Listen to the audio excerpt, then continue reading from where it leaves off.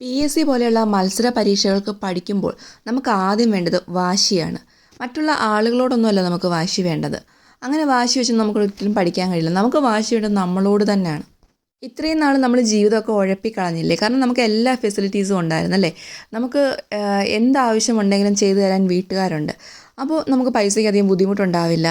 അല്ലെങ്കിൽ ഒരു കാര്യങ്ങളിലും ഒരു പ്രശ്നവും ഉണ്ടാവാറില്ല. സുഖമായിട്ടുള്ളൊരു ജീവിതമായിരുന്നു. പക്ഷേ ആ ഒരു കംഫർട്ട് സോൺ മാറിയിട്ട് നല്ലൊരു ജീവിതം കിട്ടണമെങ്കിൽ നമുക്ക് ഉറപ്പായിട്ടും ജോലി വേണം. ജോലി രണ്ട് തരത്തിലുണ്ട്. പ്രൈവറ്റ് ജോബും കിട്ടാം, നമുക്ക് ഗവൺമെൻറ് ജോബും കിട്ടാം. പക്ഷേ സ്ഥിരതയുള്ള ജോലി എന്നുള്ള രീതിയിൽ കൂടുതൽ ആളുകളും പ്രിഫർ ചെയ്യുന്നത് ഗവൺമെൻറ് ജോബായിരിക്കും. അതുകൊണ്ട് തന്നെയാണ് ഇത്രയും ആളുകൾ കഷ്ടപ്പെട്ട് പഠിക്കുകയും ചെയ്യുന്നത്. അപ്പോൾ കഷ്ടപ്പെട്ട് പഠിച്ചാൽ മാത്രം പോരാ, നല്ല വാശി ഉണ്ടാവണം. ഈ വാശിയാണ് നമ്മുടെ ഏറ്റവും വലിയ മോട്ടിവേഷൻ.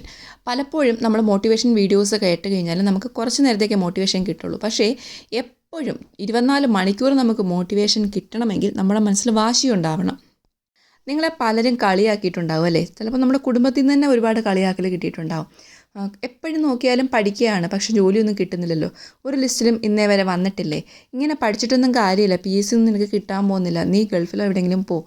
ഇങ്ങനെയൊക്കെ പല രീതിയിലുള്ള കളിയാക്കലുകൾ ബന്ധുക്കളുടെ കയ്യിൽ നിന്നും സുഹൃത്തുക്കളുടെ കയ്യിൽ നിന്നും നാട്ടുകാരുടെ കയ്യിൽ നിന്നും, എന്നിട്ടൊരു കല്യാണത്തിന് പോലും നമുക്ക് പോകാൻ കഴിയാറില്ല. എവിടെ പോയാലും ജോലിയൊന്നും ആയില്ലേ എന്നൊരു ചോദ്യം നമുക്ക് നേരെ ഉറപ്പായിട്ടും വരും, പ്രത്യേകിച്ച് ഒരു 30-35 വയസ്സിനുള്ളിൽ.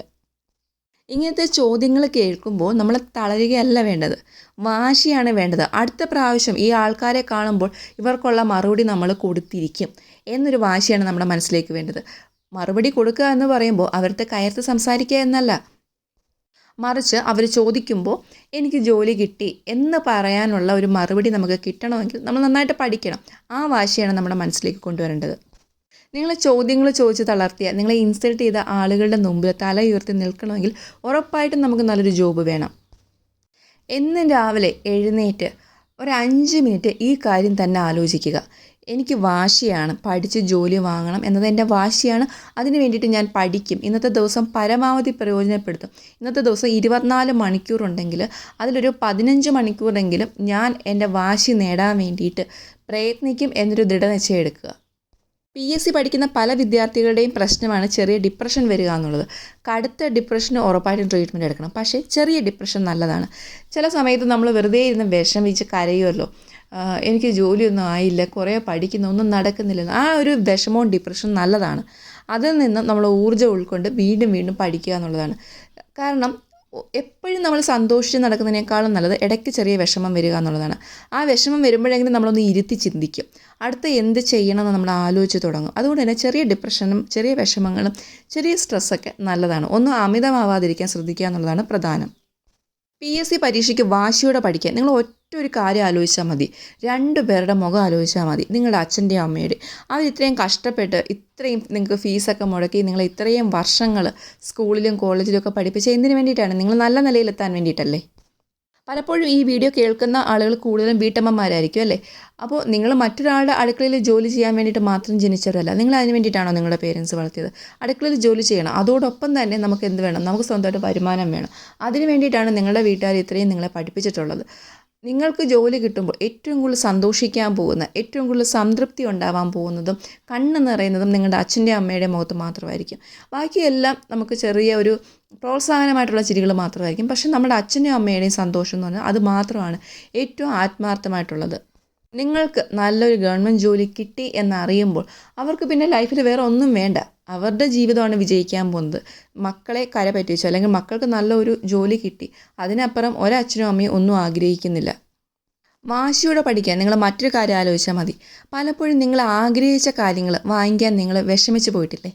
പലപ്പോഴും ഇപ്പോൾ ഒരു ഐഫോൺ ഇറങ്ങുന്നു, ഐഫോൺ വാങ്ങണമെന്ന് നിങ്ങൾ ആഗ്രഹിക്കുന്നു, പക്ഷെ നിങ്ങളുടെ കയ്യിൽ പൈസ ഇല്ല. അതിന് 1 ലക്ഷം ആണെങ്കിൽ നിങ്ങളുടെ കയ്യിൽ ചിലപ്പോൾ ഒരു 10,000 രൂപയേ ഉള്ളൂ, ചിലപ്പോൾ അതുപോലും കാണില്ല. അങ്ങനെ നിങ്ങൾ വിഷമിച്ചിട്ടില്ലേ? ആഗ്രഹിക്കുന്നതൊന്നും വാങ്ങിക്കാൻ പറ്റാതെ പോകുന്ന അവസ്ഥ. അതല്ലെങ്കിൽ നമ്മളുടെ കൂട്ടുകാർക്കോ അടുത്ത വീട്ടിലൊരു കാറ് വാങ്ങി, അത്രയും വലിയൊരു കാറ് വാങ്ങിയില്ലെങ്കിലും ഒരു ചെറിയ കാർ പോലും വാങ്ങാൻ പറ്റാതെ പോകുന്നതിൽ നിങ്ങൾ വിഷമിക്കാറില്ലേ?